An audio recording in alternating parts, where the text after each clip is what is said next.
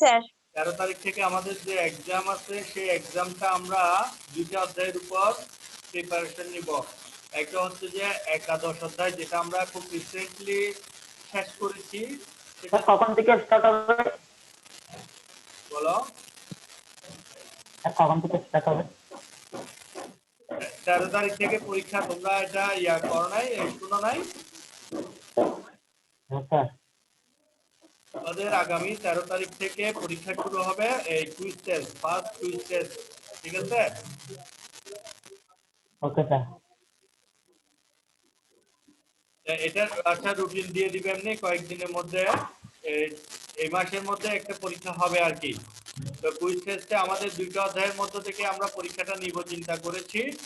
একটা হচ্ছে একাদশ অধ্যায় পণ্যের ক্রয় মূল্য, উৎপাদন ব্যয় এবং বিক্রয় মূল্য, এই চ্যাপ্টারটার উপর। এবং পরবর্তীটা হচ্ছে জাবেদা, যেটা আমরা ক্লাস 9 শেষ করেছিলাম। আবার আজকে আমরা আরেকটু রিভাইজ ক্লাস করব। ঠিক আছে? Okay sir. আমি আশা করছি যে এই পরবর্তী সপ্তাহে আমরা হয়তো ক্লাস পাবো না, পরীক্ষা হয়ে যাবে। তাই আমরা এখানেই জাবেদাটা আজকের ক্লাসেই মোটামুটি রিভাইজ করে নিব। এরপরে পরীক্ষার পরে আমরা মান্থলি টেস্টের জন্য পরবর্তীতে দশম অধ্যায় এবং দ্বাদশ অধ্যায়গুলো পড়ব। ঠিক আছে? স্যার আমাদের সিলেবাস কখন দিবে? সিলেবাস তো দিয়ে দেওয়ার কথা, সিলেবাস তো রেডি কমপ্লিট, শুধুমাত্র স্কুল খোলার উপর ইয়ার জন্য বসে আছে আর কি। স্কুল কবে খুলবে সে চিন্তা করে বসে আছে। হয়তো দিয়ে দিবে। স্কুল যদি না খুলে তাহলে অনলাইনেও তো দিয়েছে মনে হয়, গ্রুপে দিয়েছে না সিলেবাস? নো স্যার, সব পরীক্ষাটা দেয় নাই আর এমনিতে আমাদের সিলেবাস দেয় নাই। সিলেবাস দেয় নাই দশম শ্রেণীতে? No sir. আচ্ছা ঠিক আছে, আমি এটা ক্লাসের পরে চেক করে দেখব দিয়েছে কিনা। যদি না দিয়ে থাকে তাহলে এমনিতে সিলেবাস প্রথম সাময়িকেরটা তো দিয়ে দেওয়ার কথা। আচ্ছা যা হোক, তাহলে হিসাব বিজ্ঞানেরটা তোমরা লিখে রাখো। তাহলে ফার্স্ট মান্থলি টেস্টের জন্য আমরা এই কুইজ টেস্টের জন্য একাদশ অধ্যায় এবং ষষ্ঠ অধ্যায়, এই দুইটা অধ্যায় পড়ব। এমসিকিউ কুইজে আমাদের 50টা করে এমসিকিউ হয় না? জি স্যার।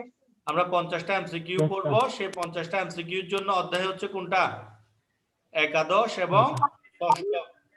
জাবেদা এবং পণ্যের ক্রয় মূল্য, উৎপাদন ব্যয় এবং বিক্রয় মূল্য। ঠিক আছে? জি স্যার। Yes sir. ওকে ঠিক আছে, তাহলে আমরা এখন চলে যাচ্ছি আমাদের আজকের ক্লাসে, জাবেদায়।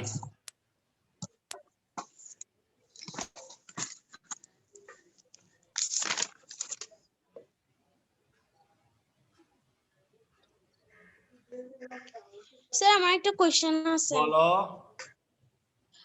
যেটা কালকে এসডব্লিউ দিছিলেন ওখানে ওই যে বিল আদায় খরচ, এটা মানে কি? বিল আদায় খরচ মানে হচ্ছে যে, মনে করো তুমি বড় কোনো কন্ট্রাক্টের কাজ যদি করো, হ্যাঁ, এটার জন্য বিল বলতে কি, ওরা যে ডায়েরি তৈরি করেছে 5500টা ডায়েরি তৈরি করেছে না সর্বমোট? জি স্যার। 5500টি ডায়েরির জন্য টাকা কত আসে? 35 টাকা হিসাব করলে 5500টি ডায়েরির টাকা কত আসে একটু বের করবা? স্যার 1,92,500। তাহলে 1,92,500 টাকা একটা বড় অঙ্কের অ্যামাউন্ট না? জি স্যার। এই টাকাটা পাওয়ার জন্য তাদেরকে কি করতে হবে? ওই অগ্রণী ব্যাংকের ম্যানেজার বরাবর একটা অ্যাপ্লিকেশন করতে হবে কিনা, যে আমরা আপনাদের জন্য ডায়েরি প্রস্তুত করেছি, যেটার মূল্য বাবদ এত টাকা আসছে, সবকিছু উল্লেখ করে একটা অ্যাপ্লিকেশন করতে হবে।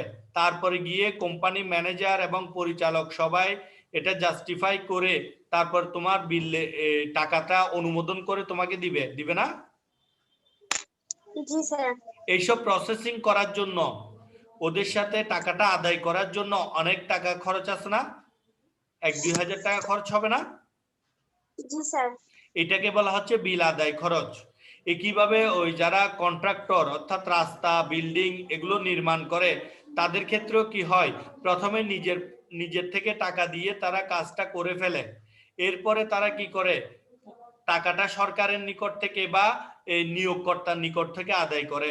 তো আদায় করার জন্য তাদেরকে অ্যাপ্লিকেশন করতে হয়, বিভিন্ন ধরনের ফর্ম পূরণ করতে হয়, তারপরে বিভিন্ন স্টাম্প, বিভিন্ন খরচ করতে হয় আর কি টাকাটা আদায় করার জন্য। ওটাকে বলা যাতায়াত করতে হয়, যাইতে হয় ওখানে, দু একবার করে যাইতে হয়, একবার বিল জমা দিতে যাইতে হয়, আরেকবার যখন টাকা দিবে তখন চেকটা গ্রহণ করতে হয়, চেকটা আবার ব্যাংকে জমা দিতে হয়। হ্যাঁ, এরপরে চেক অনুমোদন হলে তারপরে টাকাটা অ্যাকাউন্টে আসে। বুঝতে পেরেছো কিনা? জি স্যার। তাহলে এই সকল খরচগুলোকে একসাথে বলা হয় বিল আদায়করণ করার খরচ। ঠিক আছে? জি স্যার, বুঝছি। ওকে, ঠিক আছে। তাহলে আজকের ক্লাসে সবাইকে স্বাগতম। আজকে আমরা কি পড়বো বলছিলাম? জাবেদা। জাবেদাটা আমরা এর আগেও করেছিলাম, অর্থাৎ নবম শ্রেণীতে জাবেদাটা আমরা পড়েছিলাম। জাবেদা হচ্ছে হিসাবের প্রাথমিক বই। জাবেদাকে কোন বই বলা হয়?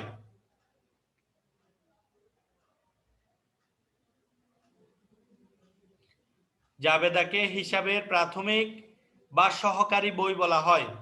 অর্থাৎ জাবেদা হচ্ছে হিসাবের প্রথম বই, যেখানে লেনদেনগুলো সংগঠিত হওয়ার পর তারিখের ক্রমানুসারে সংক্ষিপ্ত ব্যাখ্যা সহ প্রাথমিকভাবে হিসাবের বইতে লিপিবদ্ধ করা হয়। বুঝতে পেরেছো কিনা? জাবেদা এবং খতিয়ানের মধ্যে পার্থক্য হচ্ছে, খতিয়ানকে হিসাবের মূল বই বা পাকা বই বা স্থায়ী বই বলা হয়, আর জাবেদাকে অস্থায়ী বা সহকারী এবং প্রাথমিক হিসাবের বই বলা হয়। অর্থাৎ কোনো একটি লেনদেন ঘটার সাথে সাথে আমরা প্রাথমিকভাবে যে বইতে লিখি সেটা হচ্ছে জাবেদা বই, আর লেনদেনগুলোকে যখন আমরা স্থায়ীভাবে সংরক্ষণ করি তখন সেটাকে বলা হচ্ছে খতিয়ান বই। লেনদেন সংগঠিত হওয়ার পর লেনদেনগুলোকে আমরা তারিখ দিয়ে তারিখের ক্রমানুসারে সংক্ষিপ্ত ব্যাখ্যা সহ স্থায়ীভাবে প্রাথমিকভাবে হিসাবের বইতে লিখে রাখি। বুঝতে পেরেছো কিনা? আজকে আমরা যে বিষয়গুলো নিয়ে আলোচনা করব সেগুলো হচ্ছে জাবেদার ধারণা, জাবেদার গুরুত্ব, সাধারণ জাবেদা, জাবেদার শ্রেণীবিভাগ এবং বিশেষ জাবেদা। তাহলে জাবেদার ধারণা ক্লিয়ার কিনা সবার? জাবেদার ধারণা সম্পর্কে সবাই ক্লিয়ার?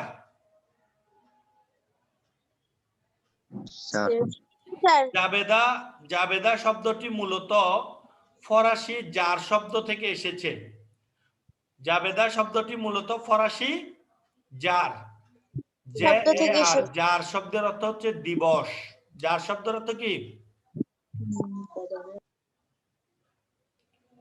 ফার্সি জার শব্দের অর্থ দিবস। দিবস মানে দিন। দৈনিক লেনদেনগুলো লিখে রাখার যে বই সেটাকেই মূলত জাবেদা বই বলা হয়। অর্থাৎ একজন ব্যবসায়ীর দৈনন্দিন যে ঘটনাগুলো ঘটে সেই ঘটনাগুলো তারিখের ক্রমানুসারে সংক্ষেপে ব্যাখ্যা সহ প্রাথমিক যে বইতে লিখে রাখা হচ্ছে সেটাকে বলা হচ্ছে জাবেদা বই। এখানে কি লিখছে দেখো, কোনো আর্থিক লেনদেন সংগঠিত হওয়ার সাথে সাথে আমাদেরকে লেনদেনটি লিপিবদ্ধ করতে হয়। লেনদেনের এই বিবরণ প্রাথমিকভাবে জাবেদায় লিপিবদ্ধ করা হয়। পরবর্তীতে তারিখের ক্রমানুযায়ী লেনদেনের ডেবিট ক্রেডিট বিশ্লেষণ করে ব্যাখ্যা সহ জাবেদায় লিখে রাখা হয়। হিসেবের পাকা বই খতিয়ান প্রস্তুতের ক্ষেত্রে জাবেদা সহায়ক বই হিসেবে কাজ করে। এখানে জাবেদার একটি ছক দেখানো হয়েছে, তোমরা দেখো। প্রথমে তারিখ, এরপর হিসাব শিরোনাম ও ব্যাখ্যা। এখানে কি হিসাবের শিরোনাম এবং ব্যাখ্যা। আমরা জানি প্রতিটা লেনদেন দুইটি হিসাবে বিভক্ত, কমপক্ষে দুইটি, দুইয়ের অধিকও হতে পারে, কিন্তু সর্বনিম্ন কয়টি হবে? দুইটি। দুইয়ের নিচে কখনো হবে না। একা একা কখনো কোনো লেনদেন করা যায় না। লেনদেন হতে হলে অবশ্যই দুটি পক্ষের প্রয়োজন হবে। দুজন বা দুই ব্যক্তি বা দুটি প্রতিষ্ঠান বা দুটি পক্ষ ব্যতীত কখনোই লেনদেন সম্পন্ন করা সম্ভব নয়। তাই এখানে দুটি পক্ষ লিখতে হবে এবং এর সাথে সংশ্লিষ্ট ব্যাখ্যা লিখতে হবে। অর্থাৎ লেনদেনটি ঘটার পিছনে কি কারণ বা কি ব্যাখ্যা রয়েছে সে জাতীয় কিছু কথা লিখতে হবে। এরপরের কলামটি হচ্ছে খতিয়ান পৃষ্ঠা। অর্থাৎ আমরা এই জাবেদার লেনদেনগুলো কোন খতিয়ানের কত নাম্বার পৃষ্ঠায় লিখব সেটি সংরক্ষণ করতে হয়। এখানে তোমাদেরকে সেই খতিয়ান পৃষ্ঠার কলামটি পূরণ করতে হয় না কখনো, কেননা আমরা কোনো সুনির্দিষ্ট প্রতিষ্ঠানের ধারাবাহিক লেনদেনগুলোর উপর ভিত্তি করে জাবেদার সমস্যার সমাধান করি না। আমরা কিছু অনুমানের উপর ভিত্তি করে জাবেদার সমস্যার সমাধান করি। তোমরা যখন বড় হয়ে ভবিষ্যতে কোনো প্রতিষ্ঠানের জাবেদা বই সংরক্ষণ করবে তখন তাদের কিন্তু সুনির্দিষ্ট খতিয়ান থাকবে, তখন তোমাকে সেই খতিয়ানের পৃষ্ঠা নাম্বার এখানে উল্লেখ করতে হবে। কিন্তু এখন যখন তোমরা জাবেদার সমস্যার সমাধান করবে তখন তোমাদেরকে খতিয়ান পৃষ্ঠাটা উল্লেখ করতে হবে না বা উল্লেখ করার প্রয়োজন নেই। এরপর হচ্ছে ডেবিট এবং ক্রেডিট।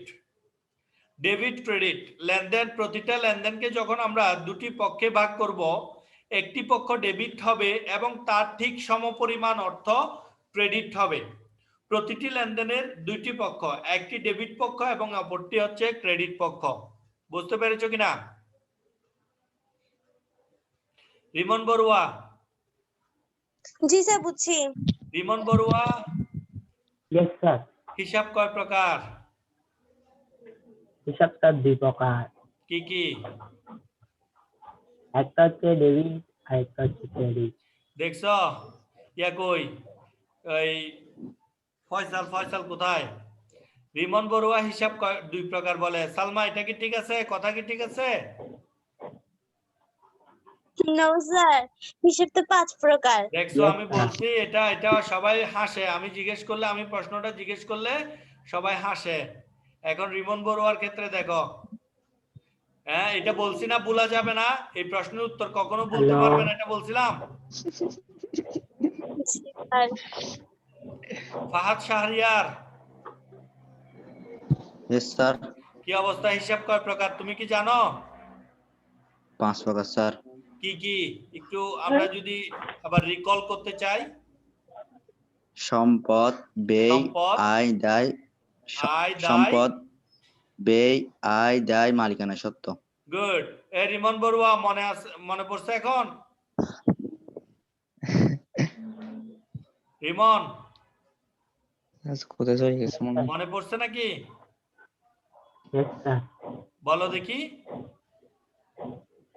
সম্পদ, আয়, দায়, ব্যয়, মালিকানা সত্ত্ব। হ্যাঁ গুড। এই সম্পদ, আয়, ব্যয়, দায়, মালিকানার সাথে এই 5 প্রকারের হিসাব দিয়ে আমরা ডেবিট ক্রেডিট নির্ণয় করব। তার মধ্যে সম্পদ আর ব্যয়গুলো যদি বৃদ্ধি পায় তাহলে ডেবিট, এবং সম্পদ আর ব্যয়গুলো যদি হ্রাস পায় তাহলে হবে ক্রেডিট। যেমন ব্যবসায়ী মূলধন বিনিয়োগ, এখানে দুইটি হিসাব যদি আমরা বের করি, একটি হচ্ছে নগদান হিসাব আর একটি হচ্ছে মূলধন হিসাব। মূলধন বিনিয়োগ করার ফলে ব্যবসায়ী নগদ অর্থের বৃদ্ধি ঘটবে, নগদ অর্থ তার সম্পদ, তাই নগদান হিসাব ডেবিট হবে। বুঝতে পেরেছো কিনা? আবার একইভাবে যদি আমরা আসবাবপত্র ক্রয় করি তাহলে আমাদের নগদান হিসাব, আসবাবপত্র হিসাব দুইটি হিসাব হবে। তাহলে এখানে আসবাবপত্র আমাদের জন্য সম্পদ, নগদটাও সম্পদ। তবে আমাদের আসবাবপত্র নামের সম্পদ বেড়ে যাবে, তাই এটা ডেবিট হবে, এবং নগদ নামের সম্পদ যেটা সেটা কমে যাবে বা হ্রাস পাবে, তাই এটা কি হবে? ক্রেডিট হবে। বুঝতে পেরেছো কিনা? তাহলে জাবেদার, সাধারণ জাবেদার ছকটা সবাই পারবে তো? ওকে, এবার আসো সাধারণ জাবেদা। তারিখের ক্রমানুযায়ী লেনদেনের ডেবিট ও ক্রেডিট পক্ষ বিশ্লেষণ করে জাবেদা ছকে ব্যাখ্যা সহকারে লিখে রাখাই হলো সাধারণ জাবেদা। সর্বদাই লেনদেনের একটি পক্ষ ডেবিট ও একটি পক্ষ ক্রেডিট থাকবে এমনটি নয়, লেনদেন অনুসারে একাধিক ডেবিট বা ক্রেডিট থাকতে পারে। তবে লক্ষণীয় বিষয় এই যে যাতে ডেবিট ও ক্রেডিট যোগফল সর্বদাই সমান হবে। এটা কি বুঝতে পেরেছো কিনা? জি।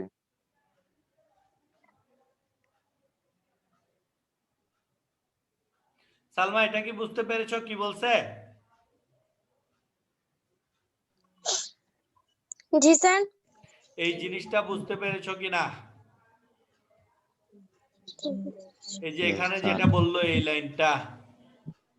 স্যার স্যার ওই যে আমাদের ম্যাথ করার সময় এখানে ডেবিটে যে যোগফলটা হবে সেটা ক্রেডিটেও সমান সমান হতে হবে। অর্থাৎ পক্ষ যতগুলো থাকবে থাক, ডেবিটে যদি 3টা পক্ষ থাকে, ক্রেডিটে যদি একটা পক্ষ থাকে, তাহলে কি হবে? টাকার অঙ্কটা কি হবে? সমান হবে। সমান হবে, অবশ্যই সমান হবে। কখনোই কি হবে না, টাকার অঙ্কের যোগফলটা কখনো বেশি বা কম হবে না। উভয় দিকে টাকার অঙ্ক এক সমান হতে হবে, সমান হবে। এই কথাটাই বলা হচ্ছে এখানে। লেনদেন অনুসারে একাধিক ডেবিট বা ক্রেডিট পক্ষ থাকতে পারে, অসুবিধার কিছু নেই। যেমন তুমি নগদে আসবাবপত্র ক্রয় এবং যন্ত্রপাতি ক্রয় করেছো, তাহলে এখানে কি হবে দেখো, আসবাবপত্র হিসাব, যন্ত্রপাতি হিসাব, নগদান হিসাব, সর্বমোট 3টি হিসাব হবে। তার মধ্যে আসবাবপত্র বাড়ছে ডেবিট, নগদ বাড়ছে, যন্ত্রপাতি বৃদ্ধি পেয়েছে তাই ডেবিট, নগদান হিসাব হ্রাস পেয়েছে তাই ক্রেডিট। ঠিক আছে কিনা? আসবাবপত্র এবং যন্ত্রপাতি যত টাকা হবে, দুটোটা মিলে ডেবিট যত টাকা, ঠিক তত টাকাই কি হবে, নগদান হিসাব ক্রেডিট হবে না? জি। কারণ হচ্ছে আমাদের নগদ অর্থ ঠিক তত টাকাই যাবে, যত টাকার আসবাবপত্র আমরা কিনবো, যত টাকার যন্ত্রপাতি কিনবো, ঠিক তত টাকাই আমাদের নগদ অর্থ কি ঘটবে, হ্রাস ঘটবে।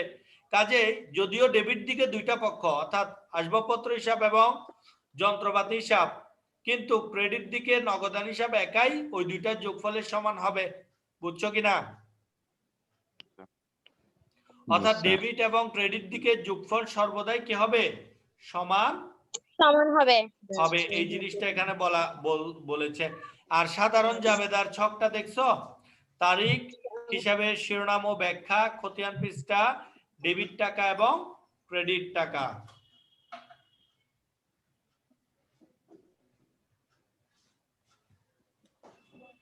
এরপর দেখো জাবেদার শ্রেণী বিভাগ। হিসাব তথ্যের ব্যবহারকারীদের সুবিধার্থে জাবেদাকে নিচের শ্রেণীতে ভাগ করা হয়েছে।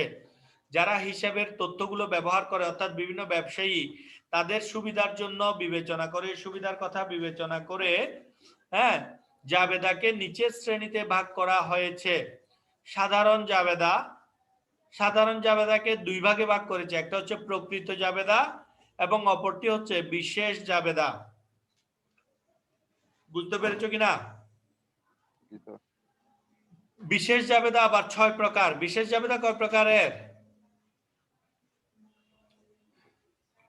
ক্রয় জাবেদা, বিক্রয় জাবেদা, ক্রয় ফেরত জাবেদা, বিক্রয় ফেরত জাবেদা, নগদ প্রাপ্তি জাবেদা এবং নগদ প্রদান জাবেদা। এই 6 ধরনের ভিন্ন ভিন্ন জাবেদা বই। এগুলোর নাম থেকেই কিন্তু এগুলোর সংজ্ঞাগুলো খুব সুন্দরভাবে বোঝা যায়। ক্রয় জাবেদা, ক্রয় জাবেদায় শুধুমাত্র ধারে পণ্য ক্রয় জাতীয় লেনদেনগুলো লিপিবদ্ধ করা হবে। অর্থাৎ কোনো ব্যবসা প্রতিষ্ঠানে ধারে ক্রয় সংক্রান্ত যত লেনদেন রয়েছে সেগুলো ক্রয় জাবেদায় লিপিবদ্ধ করা হবে। বুঝতে পেরেছো কিনা?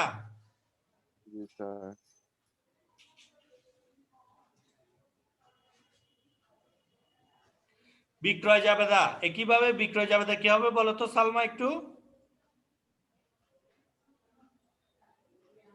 স্যার ধারে বিক্রয় করলে তাকে বিক্রয় জাবেদা বলে। আচ্ছা, আমি এখন একটা লেনদেন বলি, এটা কি বিক্রয় জাবেদা হবে কিনা বলো। আসবাবপত্র বিক্রয় 10,000 টাকা। নো স্যার, হবে না। যদি তিনি আসবাবপত্র ব্যবসায়ী হন, অর্থাৎ যারা ওই যে ফার্নিচারের দোকান, ঠিক আছে, যে এম ফার্নিচার লিমিটেড আসবাবপত্র বিক্রয় করেছে 10,000 টাকা, তাহলে কি হবে বলো?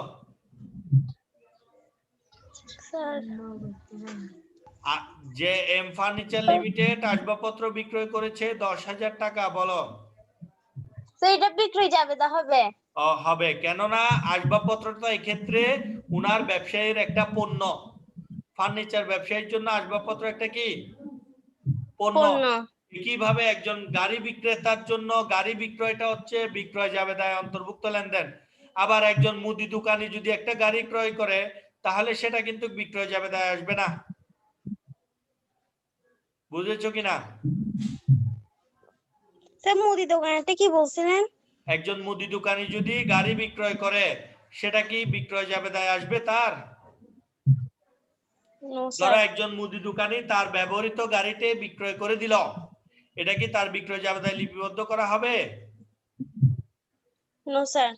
কারণ হচ্ছে এটা তার জন্য সম্পদ, আর সম্পদগুলো বিক্রয়ের মধ্যে অন্তর্ভুক্ত হবে না। শুধুমাত্র ব্যবসায়িক পণ্যটা বিক্রয় করলে বিক্রয় জাবেদায় লেখা হবে। বুঝতে পেরেছো? জি স্যার। এবার আসো ক্রয় ফেরত। ধারে ক্রয়কৃত পণ্য যদি কোনো কারণে ফেরত দেওয়া হয়, ঠিক আছে, তখন যে জাবেদায় লিপিবদ্ধ করা হবে সেটাকে বলা হচ্ছে ক্রয় ফেরত। তাহলে আমরা ধারে বিক্রয়গুলোর জন্য, ধারে ক্রয়ের জন্য ক্রয় জাবেদা প্রস্তুত করছিলাম, ঠিক কিনা?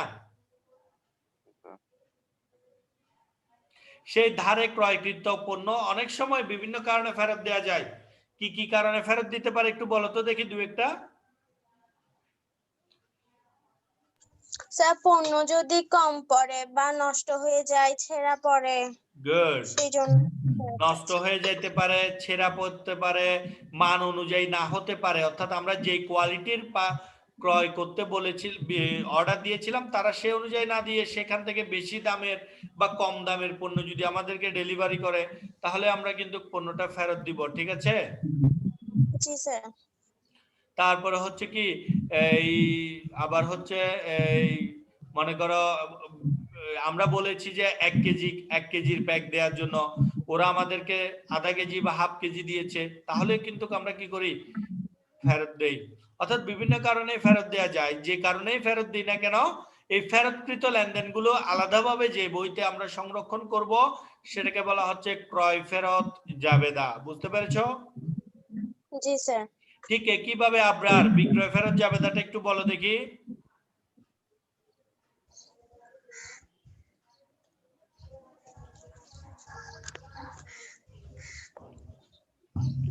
অর্ণব,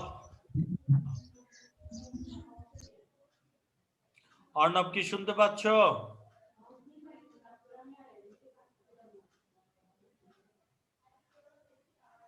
অর্ণব কি আমাকে শুনতে পাচ্ছ? আচ্ছা যাক, বিক্রয় ফেরত জাবেদা কিভাবে, যখন আমরা পণ্য বিক্রয় করব, আমরা যেমন ফেরত দিতে পারি, আমাদেরকেও একইভাবে আমাদের বিক্রেতারা তাদের বিক্রয়কৃত পণ্যটা ফেরত দিতে পারে। এই বিক্রয়কৃত পণ্য ফেরত আসলে আমরা যে জাবেদা বই সংরক্ষণ করব সেটাকে বলা হচ্ছে বিক্রয় ফেরত জাবেদা। বুঝতে পেরেছো কিনা? জি স্যার। একটু আগে আমি তোমাদেরকে একটা উদাহরণ দিয়েছিলাম আসবাবপত্র বিক্রয়। তাহলে আসবাবপত্র বিক্রয়টা যদি আমি বিক্রয় জাবেদায় না লিখি তাহলে কোথায় লিখব? নগদ প্রাপ্তি জাবেদায়। অর্থাৎ নগদ প্রাপ্তি জাবেদা হচ্ছে যেখানে আমরা সকল প্রকার নগদে প্রাপ্তিগুলো লিপিবদ্ধ করব। সেটা পণ্য বিক্রয় করে হোক, আসবাবপত্র বিক্রয় করে হোক, বা অন্য যে কোনো মাধ্যমে আমাদের নগদে প্রাপ্তি ঘটলে সেই নগদ প্রাপ্তিটা আমরা কি যে জাবেদা বইতে সংরক্ষণ করব সেটাকে বলা হচ্ছে নগদ প্রাপ্তি জাবেদা। নগদ প্রদান জাবেদা একইভাবে নগদ প্রাপ্তির মতো নগদ প্রদানগুলো লিপিবদ্ধ করার জন্য যে বই সেটা হচ্ছে কি নগদ প্রদান। তাহলে বিশেষ জাবেদা কয় প্রকার মনে থাকবে কিনা?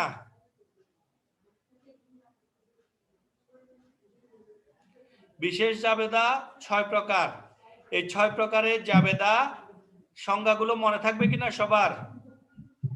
জি sir. Rimon, Rimon Barua. Yes sir. আচ্ছা তুমি বলো দেখি বিক্রয় ক্রয় ফেরত জাবেদাটা একটু বলো কিছু এটা সম্পর্কে। বিক্রয় ফেরত জাবেদা। ক্রয় ফেরত জাবেদা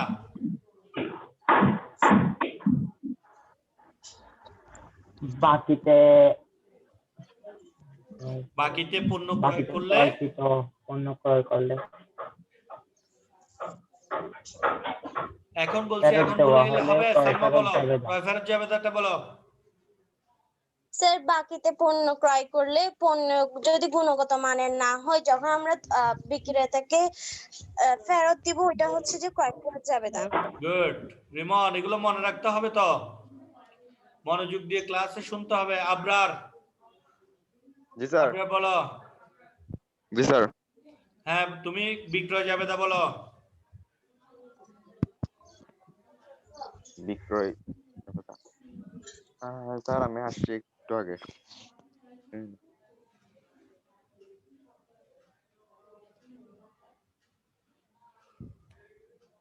এরপরে দেখো প্রকৃত জাবেদা।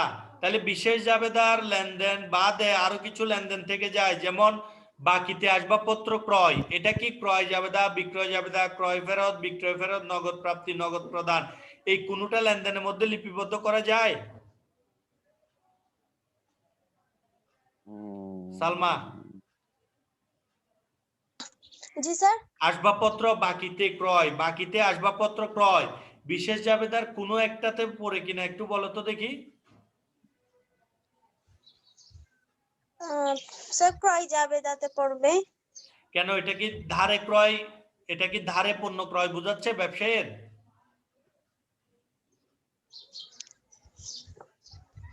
না স্যার। তাহলে এটা তো কোথাও যাচ্ছে না, ক্রয় জাবেদাও যাবে না, বিক্রয় জাবেদাও যাবে না, ক্রয় ফেরত, বিক্রয় ফেরত এগুলোতে যাবে না, যাবে? স্যার নগদ প্রাপ্তি জাবেদাতে যাবে। আমি বলছি বাকিতে আসবাবপত্র ক্রয়, সরি বাকি সরি। আছে, কোথাও আছে এই ছয়টার মধ্যে কোনোটাতে পড়ে? হ্যাঁ স্যার আসছে না ক্রয় জাবেদা, যে এখানে যে লিখছে প্রতিষ্ঠান সকল বাকিতে পণ্য ক্রয় লিপিবদ্ধ করা হ্যাঁ, তো হয়। আসবাবপত্র কি পণ্যের মধ্যে পড়ে কিনা? আসবাবপত্র কি ব্যবসায়িক পণ্য? সম্পদের মধ্যে পড়ে। স্যার হবে না এটা। তাহলে এটা এইখানে ছয়টাতে কোনোটাতেই যাচ্ছে না, নো স্যার। বুঝতে পেরেছো কিনা? জি স্যার বুঝছি। মূলধন আনয়ন, এই সরি, এই আসবাবপত্রের অবচয়, আসবাবপত্রের অবচয়টা দেখি কোথায় পড়বে বলো তো? তা পড়বে না, সম্পদ সে আসবাবপত্র তো। এই জাতীয় যত লেনদেন আছে, অর্থাৎ যেগুলো এই ছয়টার মধ্যে অন্তর্ভুক্ত হয় না বা হবে না, এই জাতীয় লেনদেনগুলোকে আমরা প্রকৃত জাবেদায় লিপিবদ্ধ করব। বুঝতে পেরেছো কিনা? জি স্যার। অর্থাৎ যে লেনদেনগুলো এই বিশেষ 6 প্রকারের জাবেদায় লিপিবদ্ধ করা সম্ভব হবে না, সেগুলোকে আমরা প্রকৃত জাবেদায়, প্রারম্ভিক জাবেদা, সমাপনী জাবেদা, সমন্বয় দাখিলা, সংশোধনী দাখিলা ইত্যাদি যে কোনোগুলোতে কি করব, লিপিবদ্ধ করব। বুঝতে পেরেছো? বলো ইরফান, বলো।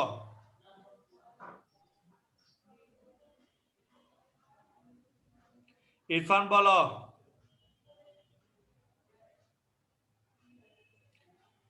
তাহলে দেখো এখানে ক্রয় জাবেদা, বিক্রয় জাবেদা, ক্রয় ফেরত জাবেদা, বিক্রয় ফেরত জাবেদা, এগুলোর যা বললাম এখন আমি, এগুলো দেয়া হয়েছে। স্যার ইরফান বলো। ইরফান কই বলতেছ না কেন? একটা কোশ্চেন আছে। হ্যাঁ বলো। বিক্রয় ফেরত জাবেদাটা একবার বলেন।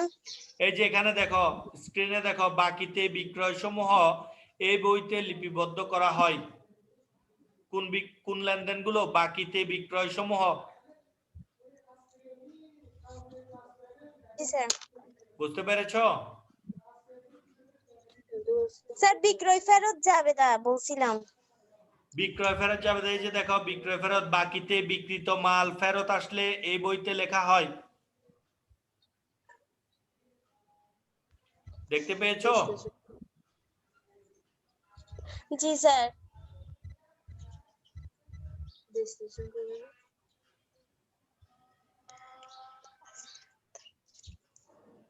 হ্যাঁ, এরপরে তাহলে আমরা চলে যাচ্ছি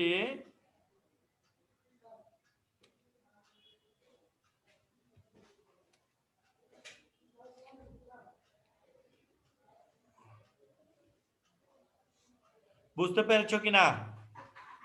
স্যার বিক্রয় ফেরত জাবেদা একটু উদাহরণ দেন। বিক্রয় ফেরত জাবেদা যেমন ধারে ক্রয়কৃত পণ্য, ধারে বিক্রয়কৃত পণ্য ফেরত আসলো 10,000 টাকা। করিম ট্রেডার্স এর নিকট বিক্রয় কৃত পণ্য ফেরত আসলো 5,000 টাকা।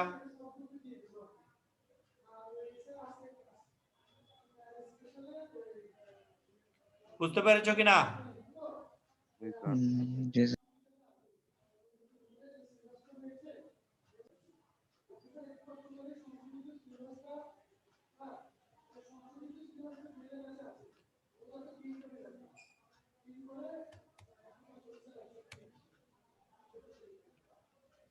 ঠিক আছে, বুঝতে পেরেছো কিনা সবাই?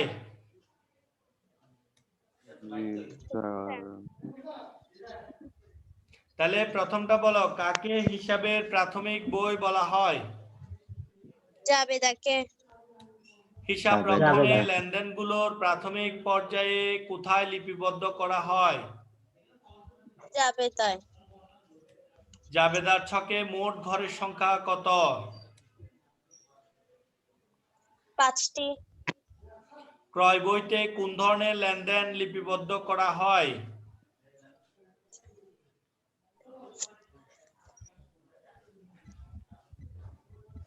জাবেদা বইকে প্রধানত কয়টি শ্রেণীতে ভাগ করা হয়? বিক্রয় জাবেদা কোন ধরনের লেনদেন লিপিবদ্ধ করা হয়? প্রথমটা উত্তর, জাবেদাকে কাকে প্রাথমিক হিসাবের বই বলা হচ্ছে? জাবেদাকে।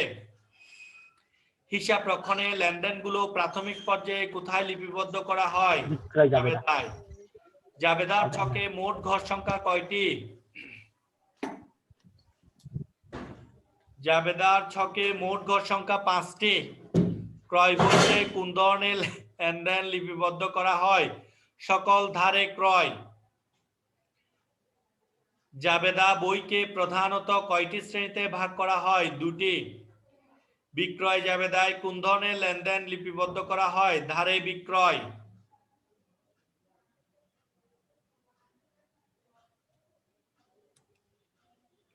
যার শব্দের অর্থ কি? যার শব্দের অর্থ দিবস।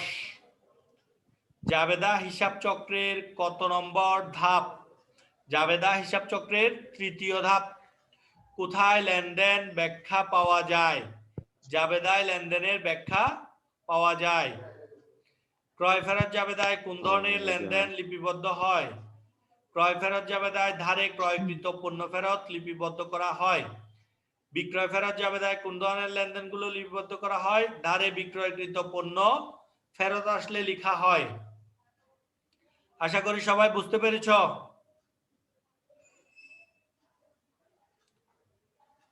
সবাই কি বুঝতে পেরেছ? কারো কোনো প্রশ্ন আছে?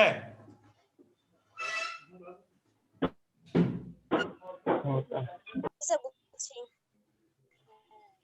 ঠিক আছে, তাহলে তোমাদের পরবর্তী ক্লাস শুরু হয়ে যাবে। আমাদের প্রথম ক্লাস আমরা এখানেই শেষ করছি। সবাইকে অসংখ্য ধন্যবাদ। ভালো থাকবে, সুস্থ থাকবে, নিরাপদে থাকবে।